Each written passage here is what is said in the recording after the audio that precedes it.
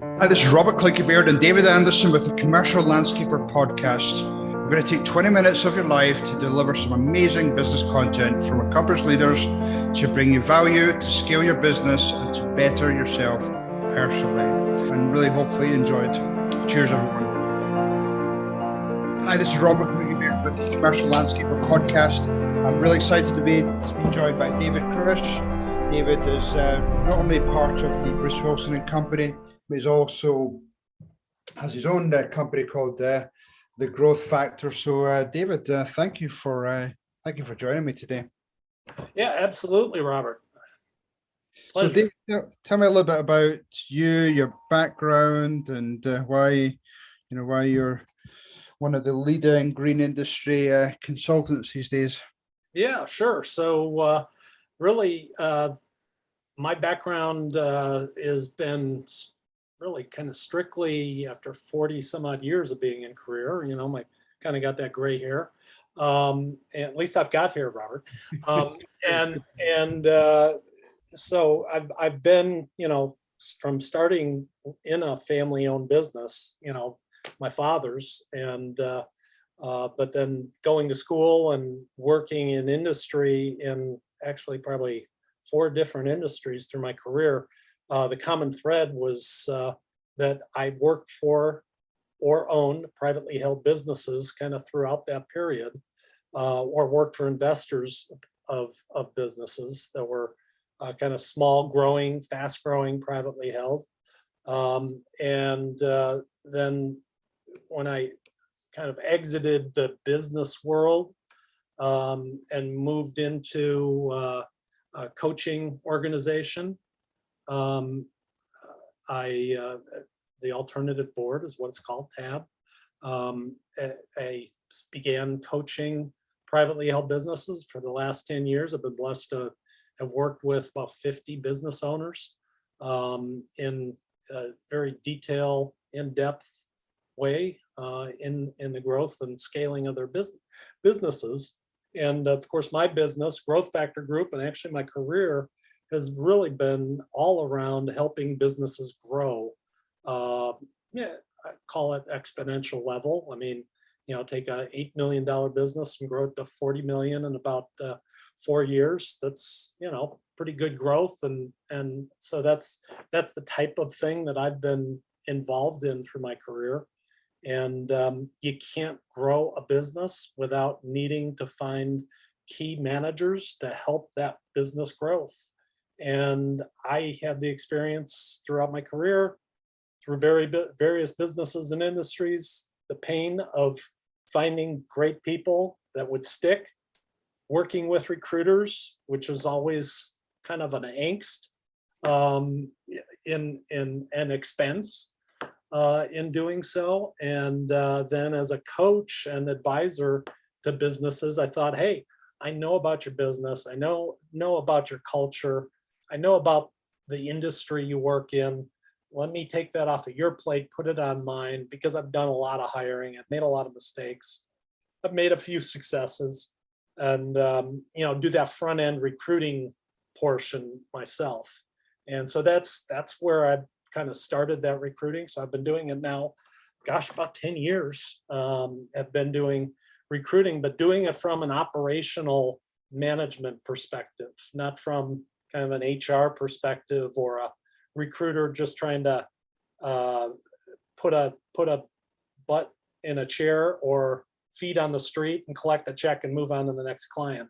I like to think that I work a little bit closer with my clients than that, or in the Bruce Wilson organization now. We do as a group, work in a lot of different aspects of their businesses. And the recruiting is just a natural outgrowth of that.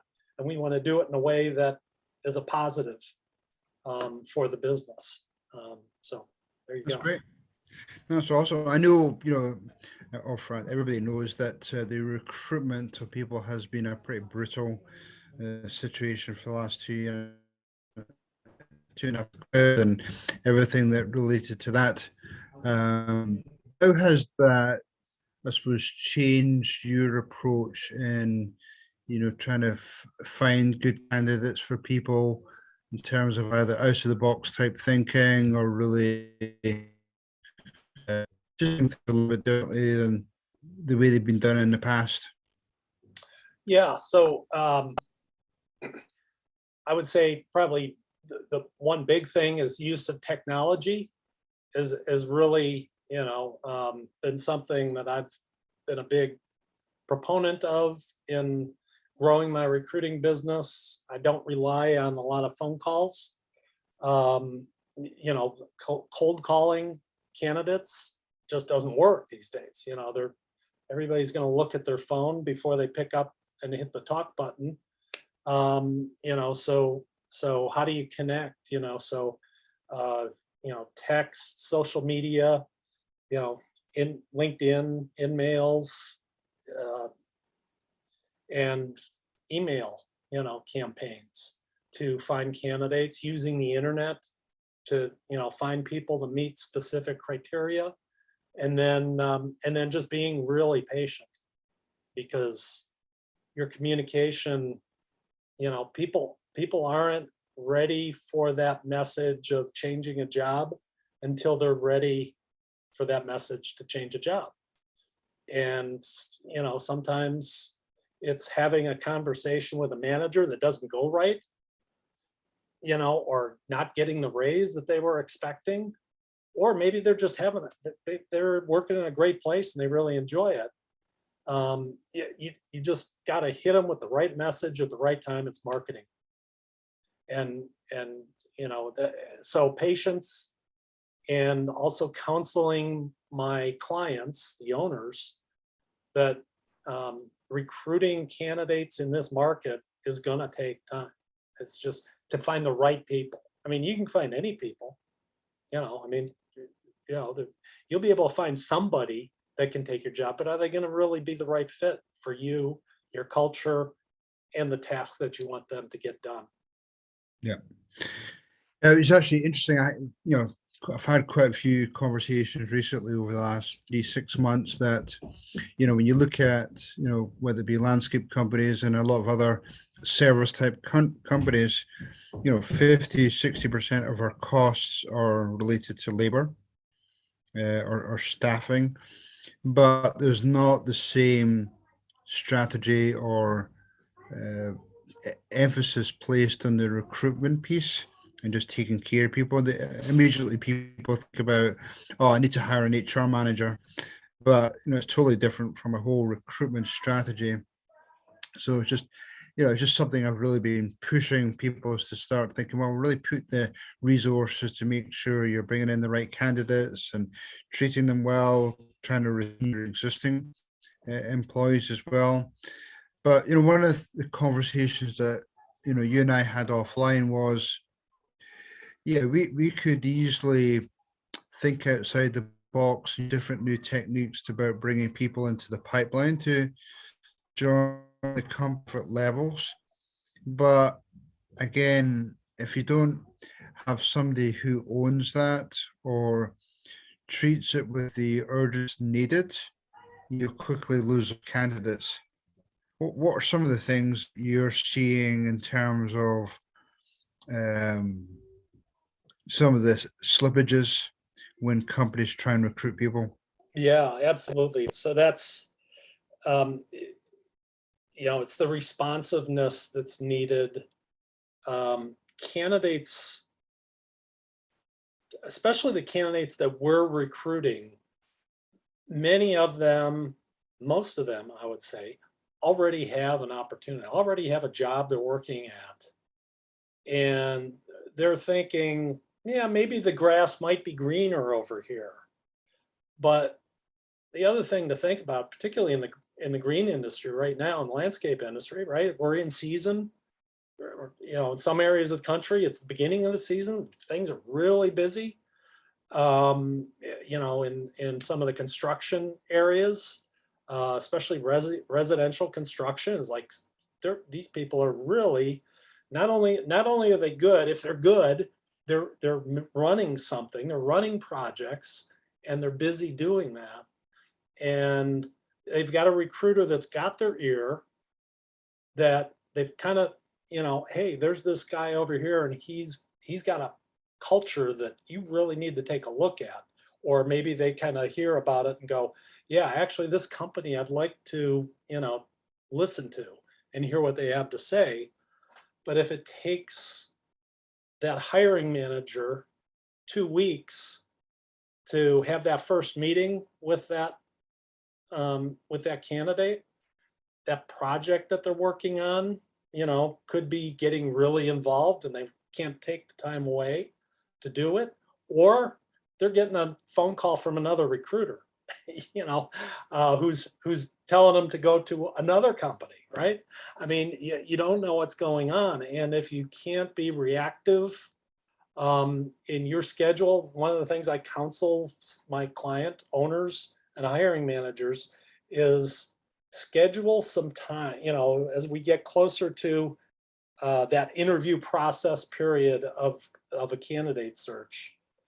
Even though we haven't quite got the candidate yet, we're getting close to having them. Schedule some slots, some time over the next 2 weeks that's open for yourself to have these interviews. If it doesn't happen, I'm sure you'll find a way to fill it up. But slot that extra time out so that when I do call you or I do send you a candidate and you like what you see and you want to talk to them, you've got, 11 o'clock on Tuesday or 3 o'clock on Wednesday available that you could talk to that candidate and actually have a meeting, have a face-to-face meeting. That's one of the things that you're hiring me to do the initial screening and do the phone call. From this point on, you should actually be trying to make that a faster process, a more efficient process by getting in front of that candidate and having that first and second interview. And maybe that second interview is actually going to be your final interview, that you make a decision, you give them an offer, or you don't, or you give them a thank you, it's nice knowing you. Whatever it is, try to make it faster. It's not pre-COVID, it's not the old days where we've got 10 candidates for any one position. And if this one drops out, we'll find another one. No, treat them with respect. I mean, actually, that's that should actually be part of your full process of treating employees these days, is with a little bit of respect, because they're going to value that and they're going to be sticky for you, if you will, in your business, and be mindful of your business.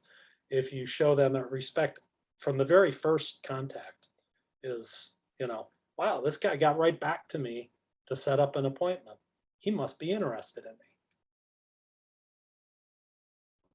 No, I agree, and I've even experienced it myself, where if companies take too long to get back to me, or some other delay, then it really questions about, is this the right fit of company? Are they a professional outfit? Are they disorganized? So I think you're right with that. If you treat your employee with that, or prospect with that respect, but just make sure it's a really slick process.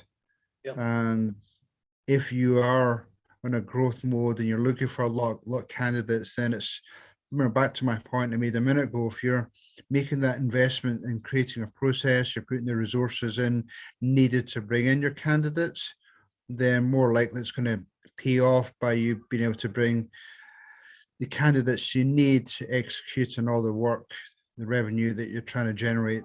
So how does that look, David, in terms of even things like either onboarding or offer letters or employment contracts? I mean, is that all part of that same process? Oh yeah, absolutely. Actually, I was just invited to a webinar, the title of which was "The New Retention Plan is Counteroffers." Okay, so think of that as a manager who's hiring, or an owner who's hiring people from an existing company. They're going to get counter offers. If they're that good of an employee, a good that good of a candidate for your company, they're probably that good for that company, and they're looking at a big hole that they're going to have to fill, right? So the longer you take in that interview process and the offer process, the higher the chance that that candidate is going to talk to his employer about a raise or tell them, hey, I'm looking for another job, or the message will get back to the owner through, informal circles that this is going on. And you're going to be competing against that, right? So, when it comes to that final interview, like I said, try to make it a 2-interview process. That on that second interview, you guys have talked about what that offer is going to look like. You guys meaning the candidate and yourself, so that there's really no question. Put it in writing in an offer letter, and send that like right after that interview, or give it to them in the interview. But put a deadline. There's 2 deadlines that need to be on that offer letter. Number 1 is your negotiated start date. 2 weeks from today, 2 weeks from next Wednesday, whatever it is. Maybe they want to take a vacation, that's fine. Give them an extra week. So that's one date, is their start date of the first day, so that you guys agree to that. And the second one, and probably just as important as that first one, is the date that they need to be giving that letter signed back to you. The signature means something. If it's somebody, I know we're in a digital world, but have them sign that letter. It just kind of is a commitment, personal commitment to the right candidate that they're not going to break, right? And have them get that back to you no more than 48 hours. If you give them an offer on a Friday, get it back by noon on Monday. If you guys have already talked about it, what more do they have to think about? Maybe they have to go home, talk to their significant other, about the offer and what it means, but they should be able to do that within, 24 to 48 hours. So that, again, the message isn't getting back to that other owner, that other company that they work for, or another company they're interviewing with, and they're shopping that offer around. You want to close the deal. Yeah. Yeah, I mean, you could even use things like, I suppose, to make it easy for them, like DocuSign. Oh, You could sure. DocuSign their the offer letter, their start date. I always remember when we were interviewing candidates and we knew it was a good candidate, a good fit, we would almost sell them on joining the company, and even things like inviting him and his wife out to dinner. So yeah, I agree 100% that that responsiveness is good. You probably have some good stories without giving away any Yeah, uh, sure. example names of companies, but have you seen any bad situations come up recently? Oh, yeah, absolutely. I just had it happen that we had a great candidate. They negotiated an offer. The interview process actually took longer than I thought it should have, but that's okay. It took maybe 10 days. I think there were 3 meetings. And they gave him the offer letter and gave him a full week to, decide. I didn't know this. I recruited the candidate in and was coaching the owner. And after I found out, oh, you sent an offer letter with a week, can you pull that in? It was a Friday, call the candidate, have lunch with him on Monday or Tuesday, and just ask him, can we just close the deal with him? Just close the deal right there. Get him to sign the letter right there at lunch.